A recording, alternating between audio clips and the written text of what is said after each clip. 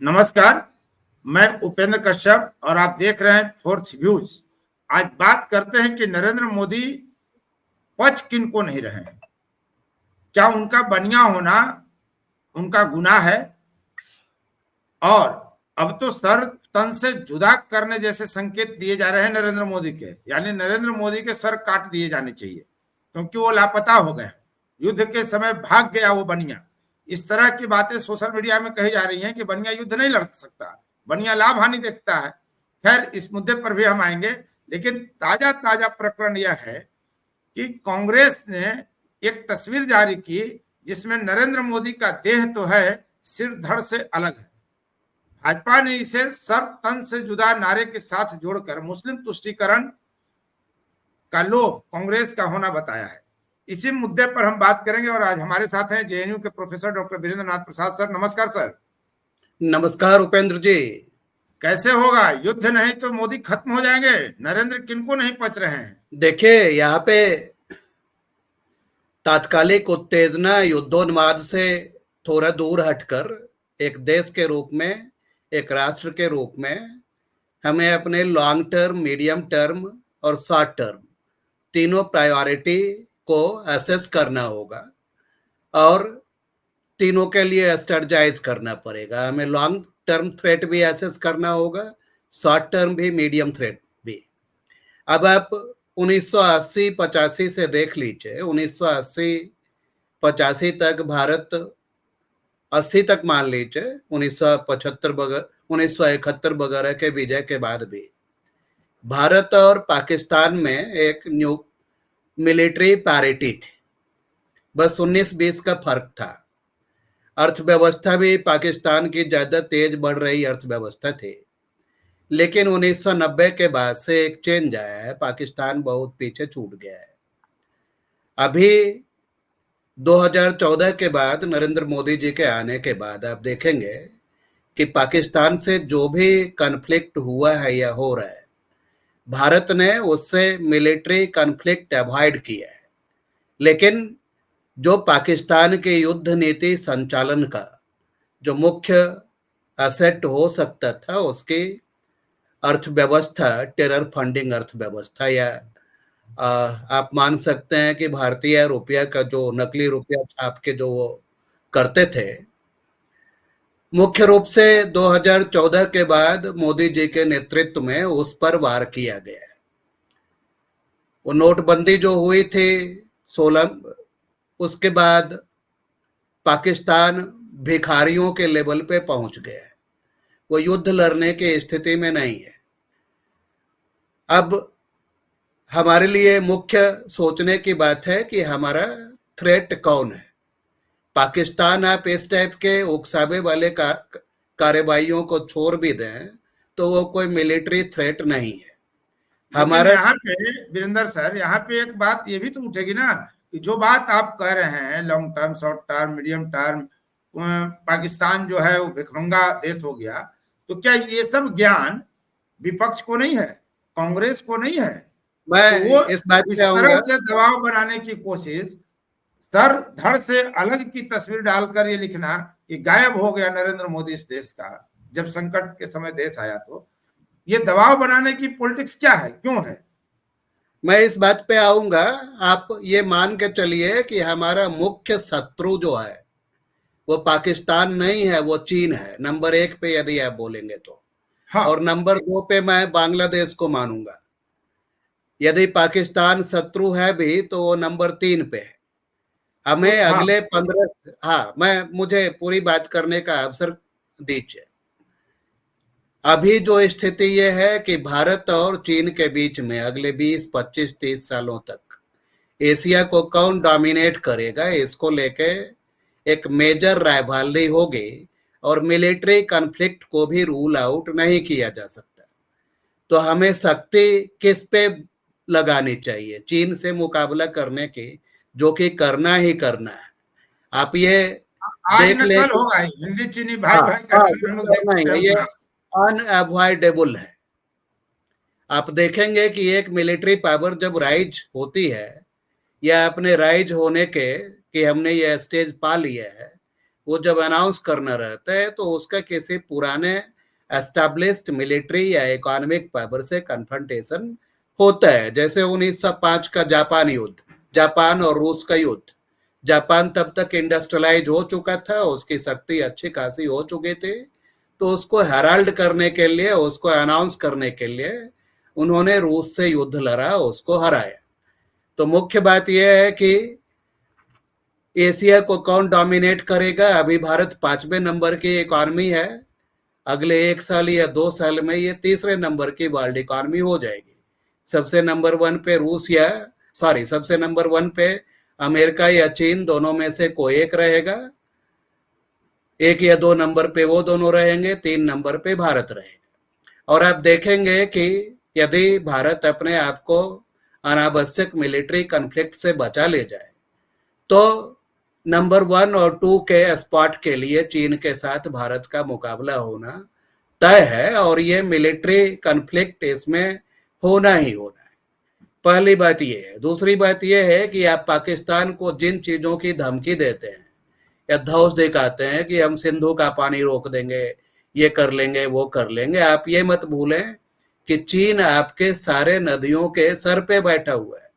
ब्रह्मपुत्र पे उसने already dam बना रखा है। सिंधु पे आप कितना बड़ा भी डैम बना दें, वो तिब्बत में उसका पानी डाइवर्ट कर सकता है। तो एज ए नेशन हमें हमारी मिलिट्री पावर, हमें हमारे इकोनॉमिक पावर, हमें हमारे मैन पावर, ये तीनों एक बड़े कॉन्फ्लिक्ट के लिए बचा कर रखना चाहिए। कांग्रेस ये चाह रही है कि नरेंद्र मोदी का जेलेंस्की हो जाए, भारत यूक्रेन जैसे संकट में पड़ जाए, दूसरे के चढ़ाने पर, झाड़ पर चढ़ के आप अनावश्यक मिलिट्री कॉन्फ्लिक्ट में लड़ लें और उससे आप अपने इकोनॉमी को पीछे कर लें, मैन पावर लॉस है, और चीन को एक फ्री हैंड दे दें। ये कुछ लोगों की थिंकिंग है जो कि भारत सरकार को उस ट्रैप में नहीं पड़ना चाहिए। दूसरी बात जो आपने एक जातिगत मुद्दा उठाया कि सोशल मीडिया पे ये बात चल रही है कि बनिया युद्ध लड़ ही नहीं सकता, तो ये बिल्कुल भ्रामक बात है। अभी आप मुख्य बात ये मान लें कि पाकिस्तान से लड़ के हमें क्या मिलेगा, उसको पराजित भी कर दें तो उससे हमारा कौन सा स्ट्रैटेजिक गोल पूरा होता है। 1971 में इंदिरा गांधी ने पाकिस्तान को हरा दिया, उसके 2 टुकड़े कर दिए, लेकिन उसके बदले भारत का कौन सा स्ट्रैटेजिक गोल प्राप्त करने में सहायता मिली। बांग्लादेश अभी बड़ा सिरदर्द है हमारे लिए पाकिस्तान की तुलना में। हमें जब तक अपने गोल की क्लैरिटी ना हो कि पाकिस्तान को हरा कर पाकिस्तान से युद्ध लड़के हमें ये नेशनल गोल अचीव करना है, तब तक हमें युद्ध में नहीं उतरना चाहिए। पाकिस्तान को दंडित करने के और सैकड़ों उपाय हो सकते हैं। बलूचिस्तान है, खैबर पख्तूनख्वा है, बहुत सारे उनके इंटरनल फॉल्ट लाइन्स हैं। देखिए, हम लोग, भारत एक इंटरनली डिवाइडेड सोसाइटी है। पहले तो पाकिस्तान से तो ज्यादा शत्रु आप आंतरिक है। किसी नेता को दोष देने या उनको युद्धोन्माद या उनको युद्ध की ओर ढकेलने की अपेक्षा की तुलना में भारत की जनता को खुद आत्मावलोकन करना चाहिए। यदि प्याज का दाम 10 रुपये किलो हो जाता है महंगा, तो ये सरकार बदलने लगते हैं।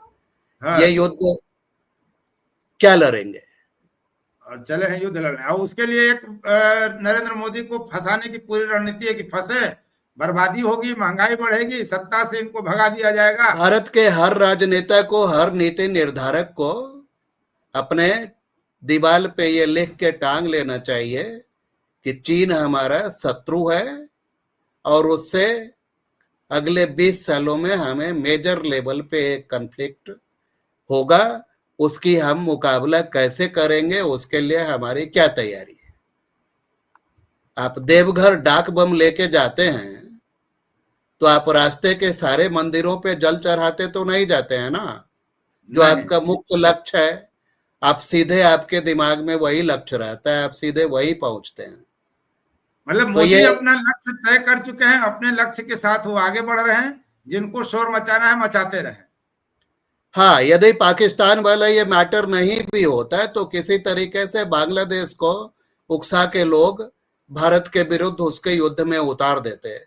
यदि पाकिस्तान वाला भी मैटर फेल हो जाए तो मालदीव, श्रीलंका, कोई भी, मुख्य लक्ष्य ये है कि ये भारत को युद्ध में फंसाओ, हाँ, भारत चीन की और अर्थव्यवस्था अमेरिका, को कमजोर करो। हाँ, चीन और अमेरिका और पूरे यूरोपीय पावर जो हैं, आप जर्मनी वगैरह के एग्जाम्पल देख लीजिए, उनके मन में इस लेवल का रिसेंटमेंट है भारत के विरुद्ध कि हमने इसको दुनिया की फार्मेसी का फैक्ट्री बनने दिया है। उन्होंने क्या बनने दिया है? भारत के लोग अपनी मेहनत से बने। 2026 के अंत तक भारत दुनिया की तीसरी सबसे बड़ी इकोनॉमी होने की राह पे है, और अभी बाकी सभी लोगों का ये लक्ष्य है, बाकी सभी देशों का, कि किसी तरीके से भारत को किसी मेजर युद्ध में उलझाओ, इसकी अर्थव्यवस्था को पीछे करो, वर्ल्ड का जो पूरे दुनिया का जो पावर इक्विलिब्रियम है वो डिस्टर्ब ना हो। ये इस रणनीति पे काम कर रहे हैं। ये पहलगाम नहीं होता तो भारत के किसी और कोने में इस टाइप का कोई और आतंकवादी हमला होता।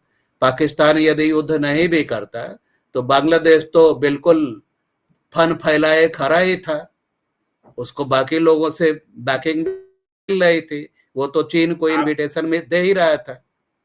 आपने पूरी स्थिति स्पष्ट कर दी कि क्यों उकसाया जा रहा है नरेंद्र मोदी को, युद्धोन्माद का माहौल क्यों बनाया जा रहा है, क्या साजिश चल रही है मोदी के विरुद्ध, और मोदी पच भी नहीं रहे हैं। किनको नहीं पच रहे हैं?